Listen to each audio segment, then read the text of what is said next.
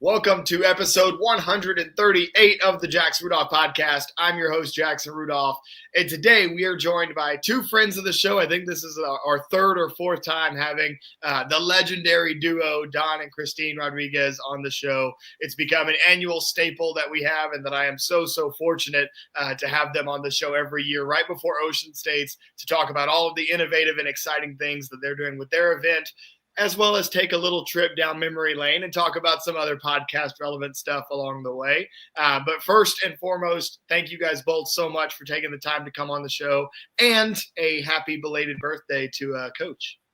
Thank you very much, Jackson. Thank you. Thank you for having us again. Yeah. Absolutely. So I want to start just jumping right into this with some of the crazy stuff you guys are doing at Ocean States. I wanted to be sure that this is something that got mentioned at the top of the show, and it is that you guys are doing everything you can to give sport karate athletes the compensation they deserve, and that comes in the way of the open weight super fights for both men's and women's, $10,000 grand prize for both. So $20,000 of total prize money going into these divisions, and it's not to the winner goes all the spoils. It's from first all the way down through eighth place, just like a lot of other professional sports. There's prize money getting dished out all the way down the division. So I just want to give you both a chance to just speak about that openly, and how amazing that is, thanks to sponsors like Ocean State Collision Center and Female Fighters Matter Too. Well, it's kind of like we thought about it for years, and I know Christine wished they had this like 20 years ago, 25 years ago. She would have been right up her alley. But nonetheless, you know what? We got great fighters today, men and women. And you know what? They should be compensated for it. But when, it's so funny. I talked to some old fighters, and I explained what we're giving out for money. And I said, 5th through 8th place get $500 each. You know what I mean? If you finish 8th, you still get $500. And then I had the first thing is that they say, "Gee, I think I could take an 8th place." But you know what? All in all, we give out a lot of money, but it's distributed good. You know what I mean? And the grand prize, of course, is $4,000 to the winner. But the runner-up gets $2,000, and the 2 third-place winners get $1,000 each, and then from 5th through 8th place they get $500 each, and that happens for men and for women. And I got to tell you that we got to give a shout out to Ocean State Collision, and also Female Fighters Matter More, Maggie Messina and Anthony Zingari, the Zingari family. For really, coming up and being a part of this here so much, you know what I mean? So they deserve to be recognized, really. Yes, we're very excited about it, and very excited to have the women's prize money be equal to the men. So hopefully, if the women show up, we can continue this route if we keep our sponsors. But, the women got to show up. So, and I said that last year, and they did. So we did increase it, and we kept our word on that. So, we were talking about, we only have the one stage, and by starting the men's open weight at 3:00, and then the men's teams follow, and then all the men's forms divisions and stuff, I said, I'd really like to have the women on stage and featured and highlight them and have them on the live stream and everything else. But I was looking at the numbers, and I'm like, there's no way if we start at 3:00, I mean, it's going to take forever. So, we just said, made more sense to just go an hour early and let them fight up on stage. And then the guys will start at 3:00. So I don't think it's going to be a big deal for people, as far as getting here an hour earlier. I'm sure they're not going to be planning to roll in the door at 2:30 anyway. So, we just want to get that word out to everybody that it's at 2:00. Christine said, the women really need to show up for the men need to show up for it too. They do. I mean, I've seen some other tournaments that giving out 1,000, and they get, giant numbers in the open weight. So That's awesome. And there's a few things that I want to put into perspective here, right? So the $4,000 prize for the winner, I know we're talking about $10,000 on either side for first through eighth altogether, but the $4,000 that goes to the winner, you would have to go to at least 2 NASCA events, win your overall grand championship for your weight class and the open weight to maybe get half of that total, depending on the person. Yeah. And so to be able to do that for essentially winning one open weight, albeit it'll be a big open weight, but get that for winning one open weight is an incredible opportunity that literally no fighter should pass up. And that's one of the things that I love about point fighting is that it's kind of analogous to March Madness that's going on right now. It doesn't matter who you are. If you show up and you score more points, you're going to win. It doesn't matter what name is on your back or what name's on the belt around your waist. It doesn't matter. Show up, put your gear on and see what happens. Right. Just like Coach said, like a lot of people think they could get 8th place and take home $500. But why not try to show up and win the whole thing? Right. So absolutely. Put that in perspective, like that money is a big deal, especially for that top prize. People would have to go to like 2 different tournaments to be able to amass that. And by the way, go like undefeated at 2 tournaments, which is extremely difficult to pull off. Yeah. And so that's a big thing. And the other thing is, I absolutely love the fact that you guys aren't just doing this with the sponsorship, right?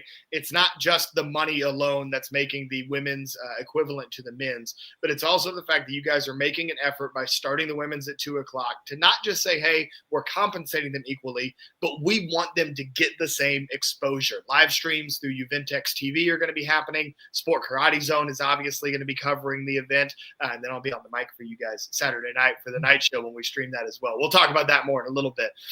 But there's going to be coverage. And by putting the women on stage at 2:00, you're not just saying, hey, we're going to compensate them equally, but you're really saying we're going to respect them equally by making sure they get the same exposure and visibility that the men's competitors have the opportunity to. When everybody knows people crowd around the ring for the men's open weight, we want the women to have that same experience.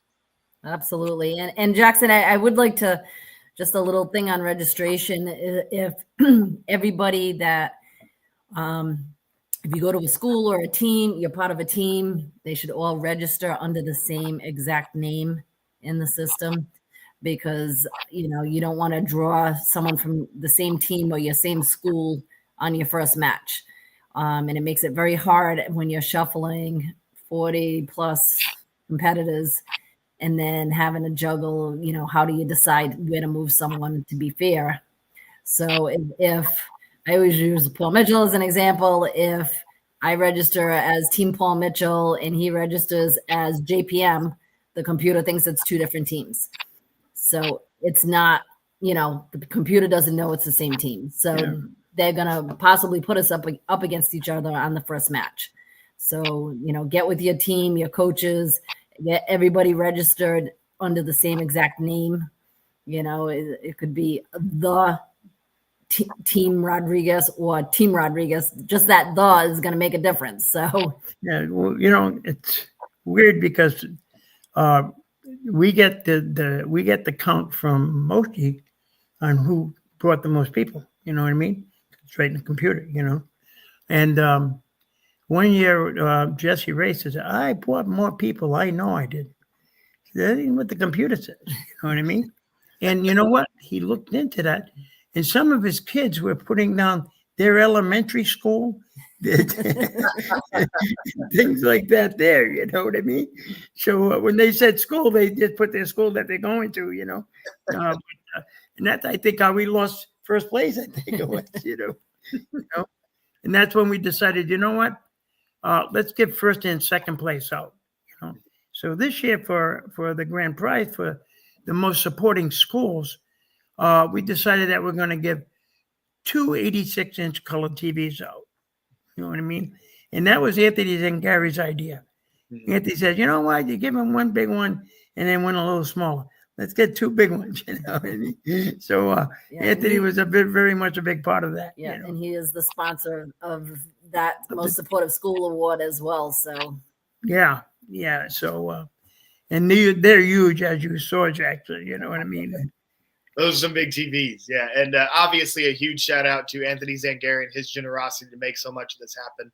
And I told you guys we were going to be going in and out of talking about Ocean States and then talking about some other stuff going on, right? And each of you have had some pretty newsworthy moves on your respective teams. And, of course, Team CBR, sponsored by Ocean State Collision Center, made the move to go and get Rashad Eugene, who's going to be representing the team at NASCA events.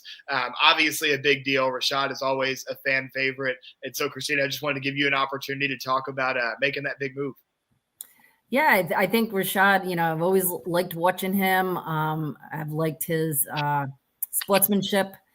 And, he's an all-around competitor. He does weapons, he does forms, he does trad, and he does CMX, and he's a great fighter. So, I've had the chance to judge him a lot, and I just think he's going to be a great addition to the team.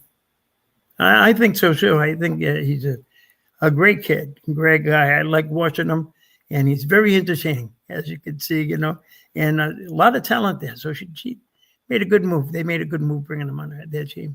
Absolutely. And something people don't talk about enough with Rashad is his longevity. Rashad was still out there competing in the men's division when I was in my prime competing, right? So I was competing against Rashad, and now Rashad is competing against my students, right? The guys on Paul Mitchell that are up there in the men's division now. Yep. And so it's really cool to just kind of see how long Rashad's been in the game and the experiences that he's had, and always puts on such a great show. It'll be fun to maybe see him in some team fights as well. Yes. Yeah. And then Coach over on the JPM side, a couple of big moves for JPM on the point fighting side, going and getting Enrique Latona, as well as on the form side, the addition of Philip Brumet. And so with those couple of relatively recent big moves, Coach, I just wanted to give you an opportunity to kind of share your thoughts on Enrique and Philip. Yeah, you know what? Phenomenal. That's all I can say. We're very, very lucky to get both of those guys, I think they're both so solid on each side. Enrique, he has so much talent that you look back at prior JPM people, and you know what? A few names come out that this kid has that ability. You know what I mean? He has the ability to put him out against anybody, and not very many people can do that. You know what I mean? So I'm really, really excited about it. Me and Damon have been talking about Enrique for probably 2 years now, okay, as you know. And you know what? The opportunity came along to put him on our team, and we couldn't be happier to have him on, really. You know what I mean? And as far as Philip goes, Jackson, who is very much a part of that, these kids got so much talent. You know what I mean? It's exciting to see. It really, really is. It's exciting. Sure. I couldn't have said it better myself. So much excitement around the team right now. Obviously, Philip adding a lot of depth to that men's division where we're so strong on the form side. And then for point sparring, Enrique, I'm just going to come out and say it because I feel like people are always scared to make claims and stuff on podcasts and everything. Enrique is the best kicker in the world right now, right? So if you can get the best kicker in the world on your team, why not go ahead and make that move, right? And that's one of the things that makes Enrique such a dangerous weapon against anybody is that he can score 2 points anytime he wants on just about anybody, right? And so it's going to be very exciting to see him at Ocean State's in Paul Mitchell colors. And me, I'm always talking about point fighting like a fan. The form side, I get too analytical, but the point fighting stuff, I can just sit back be a fan. You mentioned about his kicking ability, and that's why I was Pedro Xavier. He might be so much of Pedro, you know what I mean? And, Pedro, he was so fast. Sometimes they'd miss it. Mm-hmm. And I tell them, you got to slow down, Pedro. They're missing these points. You know what I mean? And everybody would just start cracking up because and Enrique reminds me a lot of him. He really does, And it's a good segue because you mentioned Pedro, and I want to go ahead and transition to another Paul Mitchell legend, right? And if I say Paul Mitchell legend, the first name that should come to mind for a lot of people is KA, the great Kevin Thompson, right? Absolutely. And shifting back to Ocean States, you guys do something really special at Ocean States to kind of carry his legacy forward by doing the Kevin Thompson MVP Award, where any school owner, I think it's that brings more than 5 competitors, can come up and ask for this award and then name an MVP of their team. And Coach, feel free to elaborate on that. Yeah, you know what? Me and Christine, we both came up with the idea. Christine and Kevin were very close. They both got inducted into the Black Belt Hall of Fame from Black Belt Magazine the same year, 1989, for their overall, their Triple Crown threat at the time. And, and they're both teammates from the Atlantic team and also Paul Mitchell. So in Trans World Oil, you know what I mean? So Kevin has a long history here. He was the captain of our team, as you know, Jackson. And I refuse to let Kevin Thompson's name die. We're going to keep that thing alive as long as I have this tournament. We'll always have the Kevin Thompson Award.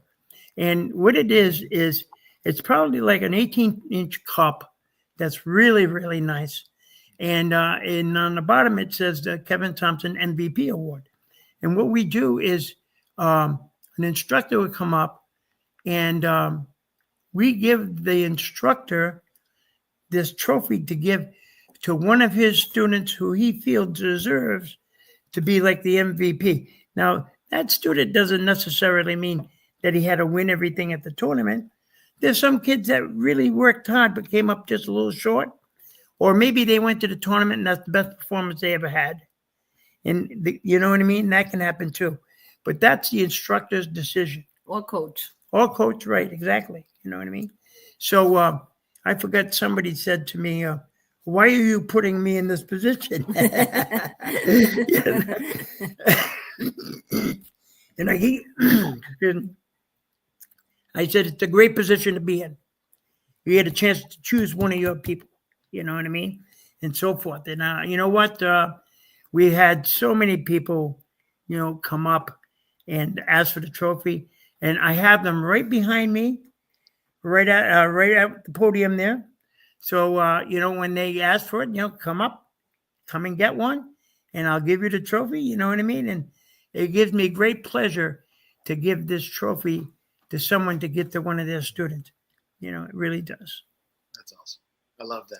I love it so much that you guys do that. And that's certainly something any coach, any instructor at the event, take advantage of that opportunity, do something special for your athletes, because I don't know of any other tournaments that are doing anything as special as that. That is a complete free bonus. Just come up to coach and don't be shy about asking about it. Yeah. And I had some of them say, how much is this going to cost? It doesn't cost a thing. We just give it to them to give to their students. And you know what? That's what we feel. We feel very strongly about it.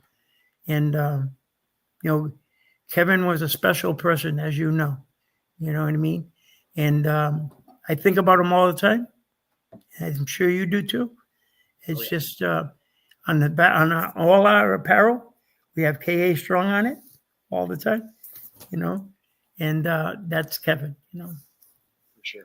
Couldn't have put it better myself, Coach. It's such an amazing program and something that I hope everybody at the event takes advantage of. And speaking of MVPs and MVP caliber performances, you guys are going to be able to see a lot of those in the nighttime show, right?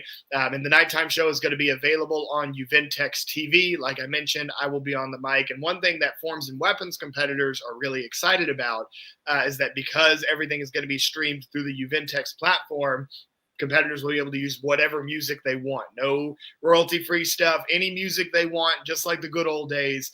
Competitors can go out there and use the song that's going to get the crowd into it. So I'm super pumped about that. I know the competitors are. And Christine, I just want to give you an opportunity to talk about the partnership with Uventex for not only the registration and everything, but also being able to do the streaming and giving these competitors a taste of what things were like for most of my career, and the excitement of being able to kind of use their own music, much like you did when you were competing as well. Yes, I think that's important. And, we really enjoyed having it air on the CW channel the last several years. And, but a lot of competitors really wanted to use their own music, their choice and not do the royalty free. And some of the tournaments use different music, so they're constantly having to change their routine. And I get it. When you're using it for background music, it's no biggie to switch your music. But when you're using it and you have it choreographed and as some do, that's a big challenge to change that. So, we're more concerned about the competitor than, getting it out. It's nice to get it out on the public TV, but everyone's going to be able to watch it free and enjoy and be able to see everything without having it muted or anything else. So. Absolutely. And that's really the big thing, is giving the community a place to come and watch the sport that they love. And ultimately, hitting that share button and get the link out to people is how we continue to grow the sport even more. So once again, it'll be Juventex TV. Stay tuned to their channels to see how to watch the night show live. And then, of course, Sport Karate Zone will also be providing coverage. All the individual performances you want to see will be on YouTube after the event. So be sure to stay tuned and go check that out. And for those of you that will be attending the night show in person, one thing that Christine and I have been talking about with coach's approval as well, is bringing back the Sport Karate Zone scorecards that fans will be able to have in the audience. So if you see a form that is befitting of the winning 9.99, you can flash your 9.99, let the judges know that's who you think should win. And if you see a form you think is perfect, flip that scorecard over and show a 10, and hopefully the judges will be willing to throw some 10s that Saturday night too. Because that's always super exciting. And, as we talk about this, it's crazy to think about how much this event has evolved over the years. I remember my first Ocean States, I believe, was 2007. And so I've seen a big chunk of the history, but obviously you guys have been around and seen this whole thing really kind of blow up and blossom into what it is today. And so for everybody tuning in, you guys know that I'm a huge history nerd. So I wanted to go down memory lane a little bit. What is the origin story of Ocean States? Coach, were you the first ever promoter, or did you get it from somebody else? And how did Ocean States come to be in the first place? Great question, by the way. My long time instructor, Professor Nick Serio, I started with him and George Pizzari back in 1967. And I was the youngest kid in the school. I was 12 years old, and but I was a big kid, you know what I mean? So the first night they were hitting guys at the end of, everybody was in a horse stance, they're hitting guys at the end of class, and they don't hit people the first day, you know what I mean? And everybody's getting punched by George Pizzari, and I'm the last guy, and he kicks me. He kicked me, and I go against the wall. So Nick Serio comes over to him and says, he's only 12, don't you? He goes, so? And that was my introduction to karate, okay? So my long-term instructor, the person that I was with the most, over 30 years till he passed away, was Professor Nick Serio. And he was the one that was running the karate tournament. And he said, you know what? You need to run one. So you need to do the tournament. I said, well, it'll be hard for me to run one. And he goes, I don't want to run mine anymore. He said, but I'm not going to give you mine. He said, you need to run one on your own. So my very first tournament was the Don Rodrigues Karate Championships. Yeah, that was the first, actually, Ocean State. The second year is when I started the name Ocean State Karate Championships. You know what I mean? And then a few years later, it went to the Ocean State Grand Nationals. And that's the history of the name and how it all started. And I think my first competition I had like 150 competitors. And I was tickled pink. and the following year, we got more and more. And it just kept growing after that until we got this monster now, And how special that this is essentially, I know it's not the same tournament because it was, a new name and everything, but basically for it to be a mission passed down from Nick Serio himself, that's a super cool part of the history that I didn't even know. So even I'm learning new stuff tonight. That's amazing. Yeah, and you know what? He, the one that urged me to do it. He did. You know what I mean? I was like, I don't know if I want to do that. He goes, no, you need to do it. You'll be a good promoter. You'll be able to be good for the sport. And you know what? I got to thank him very much for that. Really do.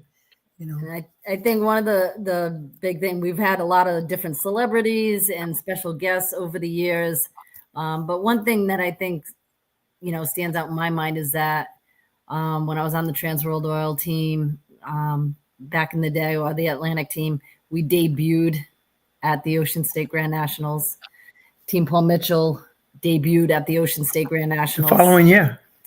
Team CBR debuted at the Ocean State Grand Nationals. So it's got a lot of history there as far as being the first tournament for these teams. So it's part of all these teams' history as well. And many other teams have debuted at the tournament. You know what I mean? So it was, it's been special. It's been special.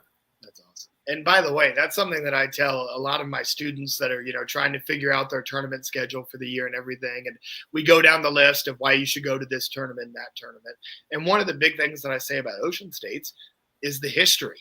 You are going to a tournament that some of the all-time great teams have been born at and built their legacies at. In a lot of ways, people don't realize how important the state of Rhode Island is to sport karate history and the development of this game that we love today. And the Ocean States is one of those pivotal events that in many ways has altered the course of sport karate history. And I know last time you guys were on the show, I kind of gave you the open-ended, like, any all-time great Ocean State moments that you guys have. But this time I wanted to mix it up a little bit, keep things a little bit more recent. So let's say over the last 5 to 10 years, what are some of your favorite Ocean State moments in recent memory? Performances that stand out, really cool experiences or conversations that you guys had as the promoters, just anything noteworthy from the last 5, 10, we maybe stretch it to 15, whatever works. But just some of your favorite stories from Ocean States. Christine, we can start with you on this one. Oh, God. That's a tough one. It's just, I really enjoy seeing like my old teammates that'll come out, from the Atlantic Trans World days, like with Andre Tippett showing up and just different team members from that clan and that team I was on. And then Paul Mitchell guys that'll show up like Pedro and Alberto Montrand and, John Payton and people like that'll show up at the tournament, and just being able to see them there. Last year we had Zoltan, and he's retired, so he hasn't been traveling with the team, but it was great seeing him. And I think, just going back, I mean, having Shannon Lee here as a special guest and Billy Blanks, because he was from Boston, so a lot of people, he's got a lot of, students or students of students of students under him from this area. So it was nice that they got a chance to meet him or see him. God, so many memories. I can't even think of them all. There's a lot. Yeah, that's great. And the historic faces that you see at the Ocean States, I guess, to summarize it, that's something that every year you don't know what you're going to get. And those are all faces that we've seen in recent memory, which is very cool. What about you, Coach? Well, it's listen, years ago, of course, watching Pedro and Kevin Thompson fight before they were team members. And they put on quite a show because neither one of them wanted to lose, you know what I mean? And it was great fights. And I'll never forget the time I called Pedro up and said, the Trans World Oil team is not going to go on anymore. And Kevin Thompson's available. But I wanted to call you first. He goes, "Are you kidding me?" I go, "No." I said, "He's available." So I said, "I needed to talk to you first about, Coach, you don't need to talk to me. Just put Kevin on. We need Kevin, And he was just excited. He was just as excited as I was about putting Kevin on the team, And that's the kind of person that Pedro is. But we talk about rivalries, you know what I mean? And you see that Muhammad Ali and Frazier Ali fight way back, you know what I mean? And we had Billy Blanks and Nasty Anderson was one of the biggest rivalries you had in the sport. And we had that at our tournament as a final match one year. Billy Blanks and Nasty Anderson, and it was quite a thing to watch them. You know what I mean? Because Nasty used to irritate Billy a lot. You know what I mean? To try to get under his skin. But Bill was so fast, so good. He was really, it was fun to watch those two. You know what I mean? And you know what? We have so many different performances, you know. We have eras, though, that we had times where, like forms and weapons, you had certain people that dominated for 10 years there. Now, 10 years later, we have more people. 10 years later, we have more people. You know what I mean? And you know what? Every now and then, someone comes along that really catches your attention. And, you know, I remember this one kid that was a junior. And I watched him and say, hey, it could be pretty good. You know? Some years later, he became one of sport karate's greatest weapons and forms competitors that ever hit the stage. And that's Jackson Rudolph, the person I'm talking to right now. And but I had the privilege of watching you when you was just a kid. And I said to Steve Babcock, I said, see that kid over there? I said, he's pretty good. I'm going to keep an eye on him. You know, so you're too kind, Coach. Thank you. You know, well, and we have so many other people that that hit that stage and just did a terrific job. If I was to mention any of the other people right now, I'd be leaving some other people out. If you know what I mean. You know what I mean? The who's who. That's all I can tell you. The who's who has been on that stage to compete at the highest level. And the great thing about it, a lot of them went out to Hollywood and did a lot of work in there. You know what I mean? So we got former Power Rangers and WMAC Masters and all these people that did TV shows and so forth. And a lot of them came from this tournament, you know. Absolutely. And like I said, the history of the tournament is so rich. And I can't go on anymore without saying again, Coach, thank you for your kind words. That was incredibly sweet. And well deserved. Well deserved. Well, thank you. And one of the great things about the Ocean States is we see this history repeating itself as well, right? Like I remember talking about weapons competitors. One of my early memories was I was on stage at Ocean States in 2011 as a junior, which very well may be one of those forms that you were talking to Steve about. But I remember one of the big inspirations for me at that time was Calvin Choka, who was dominating the adult weapons. Right. And I believe that was his last season. But 2011 was also the year that Kevin retired at the Ocean States. And of course, he wouldn't be diagnosed until 2012 because ALS is notoriously a difficult thing to find because some of the initial symptoms can be so subtle as they were in Kevin. And, you know, for none of us to know what was going on at the time other than Kevin was stepping away from the sport. The tribute that Kalman did for Kevin that night, where at the end of his form, he puts his swords down and he points stage side and says, "That was for you, Kevin Thompson." And then he does, you know, the rest of his, you know, key eyes and everything. That really stuck out to me as just an all-time moment to see, you know, Kalman pay that respect to Kevin, to Kalman be bold enough to do that. And then ultimately, that's what inspired me a couple of years later. I think it was my last year as a junior. We're in the middle of my last bow trick when Kevin was in his spot stage side at that time, you know, in the wheelchair and everything. I pointed at Kevin in the middle of me doing that bow trick, which is one of my favorite personal memories of being on stage at Ocean States. And that really, for any like young competitors at Ocean States, that's the dream, right? You want to go to a tournament like this, see the people who inspire you, and then continue chasing that dream until you're the person doing that very same thing, right? And that's one of the dreams that can come true at the Ocean States. If that's not a good enough reason for you guys to start coming out to this tournament, then I don't know what is. Because it's something that sport karate in general, but especially the stuff that happened at Ocean States, was life-changing for me. Yeah. No, Cynthia Rothrock was sitting next to me, I think that year that happened. It was either her or Don Wilson, one of them. And when you pointed, he was directly behind me. So they said, "Hey, they're pointing. He's pointing to you." I said, "No, he's pointing to him." You know what I mean? So I mean, but I remember that vividly, and it was awesome. It was awesome.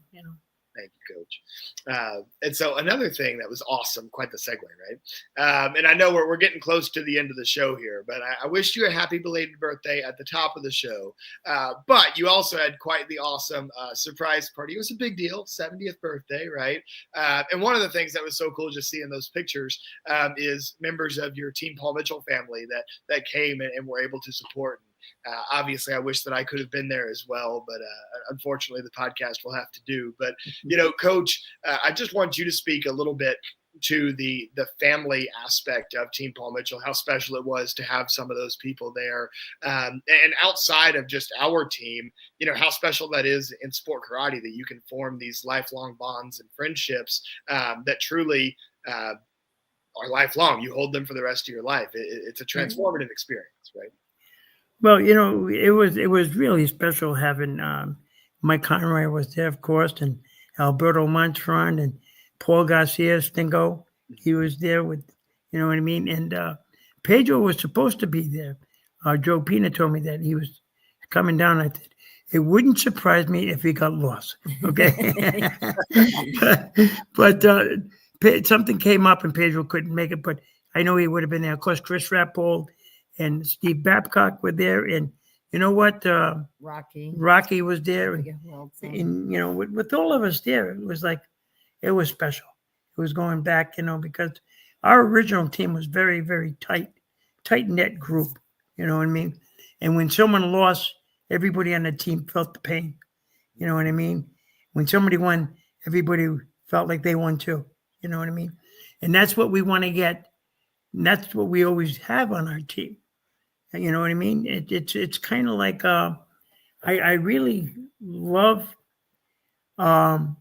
camaraderie that the fighting team has together now. You know what I mean?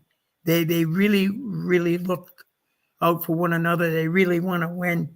And Damon's done a terrific job getting them to respond to him. He's done a great job. He's a great fighting coach, great guy. And we have the power of our team, Jackson, is the executive board, with everybody that's on it, with Chris Rappold, Steve Babcock, Damon Gilbert, myself, yourself, make wise decisions, good decisions. And that's why we're where we are. You know what I mean? And this is our 38th year, 38 years coming up. Again, Coach, I couldn't say it better myself. You do such a great job. And to peel back the curtain for people, I hope that everybody in sport karate, which I know can't happen because not everybody can get on Paul Mitchell, obviously. But if there was any experience that I wish anybody could have, would be just being a fly on the wall in a Team Paul Mitchell meeting when Coach starts giving a speech. Because when Coach gets on the roll, telling a story, giving a speech, getting us riled up, there's really nothing quite like it. You guys get a little taste of it in a podcast when he kind of starts getting rolling. But there's nothing like it when we're like in that hotel room.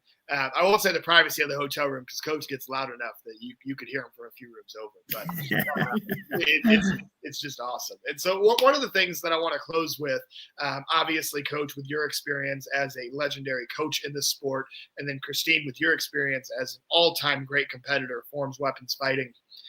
Just for all these competitors that are about to be descending on the ocean states, I just wanted to ask open-ended, what advice do you have?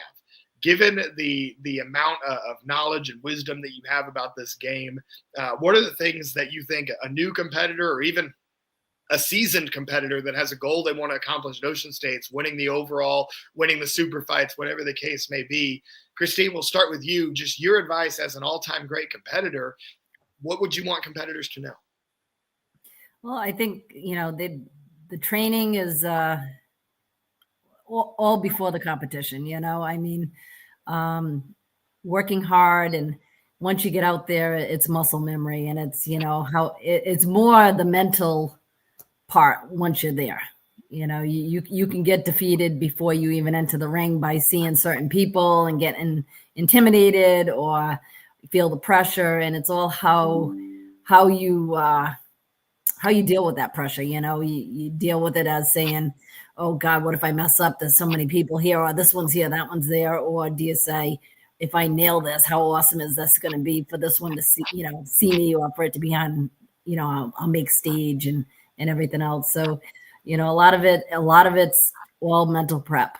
So, you do the physical stuff ahead of time, but the mental prep is really important when you're there, and just go out and have fun. If you don't win, it's a matter of what did you learn, Absolutely. I love that positive self-talk, all the preparation leading to the perfect performance, right? I love that. Coach. Right. So, and because you've done it, you know what I mean? And, the biggest thing is working hard. I hate judging, you know what I mean? And I say that only because Larry Conahan said we really need the center judge at Dennis Brown's tournament one year. So I went in there, it was 11 and under, and there was 11 kids. And I said, this is not good. I'm telling you right now. These kids are going to feel like they're doing an audition. 9 of them dropped. You know what I mean? And it was like, I said, see what you guys did? They said, okay, we understand now.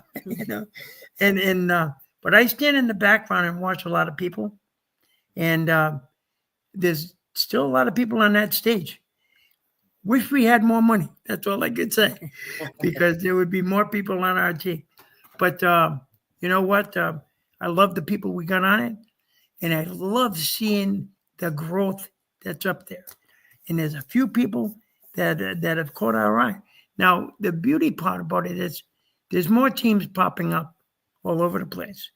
And I don't know if they want us to say this, but Dante and Christopher, right? Mm-hmm. Dante and Christopher are going to be forming their own team, and they've already picked up some people. Yeah, awesome. So they're picking up. They're going to be doing a team. So the family has going to have 3 different teams. Plus our own team from the Don Rodriguez Karate Academy. You know what I mean? So it's we're really into the sport, and I'm really excited about watching not just our Kiwi people, but there's a lot of competitors out there that are really, really good, and you just need to keep going. Just need to keep going, and your turn may come. Hopefully, it does. I love that. Could I throw one more thing in there that we didn't bring up? Was our special guest this year. As we say every year, we always have a celebrity, whether a movie star or just a martial arts legend. We have world champion Ross Levine as our special guest this year. So we're excited about that. He's going to be on hand in a lot of different capacities. He's going to be helping with some of those exciting open weights fighting. So, you have a great fighter out there judging, given his perspective, and he's going to have a booth there as well. And we also have Ocean State Collision Center made up some nice T-shirts with his picture on, like they did with Zolt and several others, Bill Wallace and Don Wilson in the past. And those are going to be free. So make sure you stop by the Ocean State Collision booth on Saturday to try to get a free shirt of Ross Levine. So we're excited about that. And of course, some of our other sponsors with Paul Mitchell Systems sponsoring the Team Sync divisions that are so exciting to watch. And we have the City of Warwick, who is always there supporting us, and wanting us to stay in Warwick. Century Martial Arts too. With our event, Century Martial Arts in Asian World. Yeah. So those are some of our big sponsors. And going back to Ross Levine, he came from our sport karate, and he was able to make that transition into full contact and fight and become a world champion. But it was towards the latter part of his sport karate that he comes over to me And he says, hey, you know what? I'm going to be fighting Zolt later on. He says, this is the first time me and him ever fought. I said, get out of here. All these years, you guys have never fought before? He goes, no. He said, I always wanted to fight him, but for some ways it never happened. Never fell in that thing. He said, this will be the first time me and him fight. I said, wow. Don't expect me to tell you good luck, because I said, honestly, I know you guys are going to have a great fight. I said, you know what? I looked out. I really always looked out for Ross. He was never on our team, but I still feel like he was a part of us because he grew up in our sport. You know what I mean? And he's won the Ocean State a lot of years. Him and Zolt have won it a lot. You know what I mean? So, you know what? He has beat the very best people in our sport, Ross, and then he went on to kickboxing, became a world champion kickboxer, and we couldn't be more proud of him. Absolutely. Everybody that watches the show knows that I am a huge Ross Levine fan, especially now, of course. A lot of people know Ross is also a doctor of physical therapy, has been very outspoken, a great advocate for athlete safety and further policies and procedures for when concussions do occur in this sport, even though it's not a full contact sport. I think Ross has been a fantastic leader in that department. And then obviously with me about to enter neurosurgery training here in a couple of months, obviously that's something I care a lot about as well. So I love the fact that Ross has been vocal about that. In addition to the fact that he was a bow guy, he was such a great fighter. So people forget that he was an influential bow guy. He was terrific. He used to win the grands in the bow, doing the bow. You know what I mean?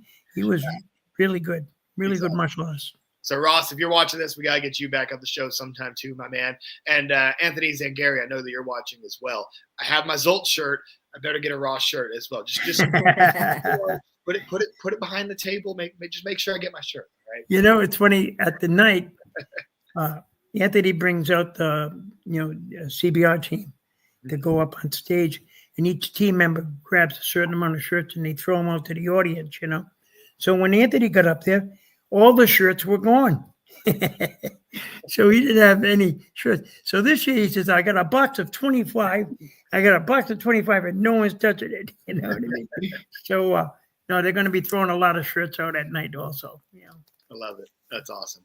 It's going to be an amazing event. I know with you two leading the way, how could it not be? I want to thank you both so much again for taking the time to come on the show to talk about your amazing event, as well as a few extracurriculars and some great stories along the way.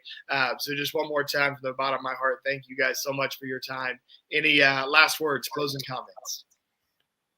You know what? Be there. That's all I can say. You know what I mean? Experience the same thing that other people have been experienced for so many, many, many years. You know what I mean? And then you can feel the same thing that we're talking about. But I think it's a great experience for underbelts. It shouldn't be intimidating that it's a big national, but for the underbelts, it's 7-foot trophies. 7-foot trophies for first place, and they get to compete on Sunday, so it's only underbelts. So they have their own special day. All their coaches and instructors aren't competing. They can sit and watch and coach them as well. And we have some really cool divisions for them. So, but as an underbelt, being a competitor, they can pick up their wristband Saturday, during the day and put it on, be able to go watch the finals and then compete on Sunday. So it's a great show and a 2-for-1 there. Yeah. Love it. An awesome event for underbelts. I've been down in the ballroom several Sundays at the Ocean States, and always a ton of great action and a really supportive environment down there. And last thing that I'll say on behalf of Sport Karate Zone, as we start to round out the show here, for those of you that are true Sport Karate fans, we are coming back at you on Sunday at 7 Eastern, another podcast right away. This one will be an episode of The Clean Truth, hosted by Ben Jones and Dawson Holt of Team Paul Mitchell. They will be welcoming Vince Little and Derek Megan, the coaches of Team Amerikick. They're going to be on the show. Again, that is The Clean Truth on Sunday, Sport Karate Zone, Facebook and YouTube live. You heard it here first. I'm going to go ahead and get all the posts up so that you guys see that podcast coming as well. So make sure you guys tune in for that. Ben and Dawson have been doing an incredible job with that show, and make sure you guys are tuning in. This show, we nerd out about sport karate a little bit, the clean truth. It's a lot of laughs and a good time with a couple of the younger guys. So I've said my piece on my Sport Karate Zone shout out. But again, Coach Christine, thank you so much for your time. Thank you to the viewers for staying with us and watching this whole podcast. And thank you to our friends at Century Martial Arts for making everything we do here at Sport Karate Zone possible. I'm Jackson Rudolph. This has been episode 138 of the Jackson Rudolph Podcast, and I'll see you next time. Bye. Bye-bye. Thanks, Jackson.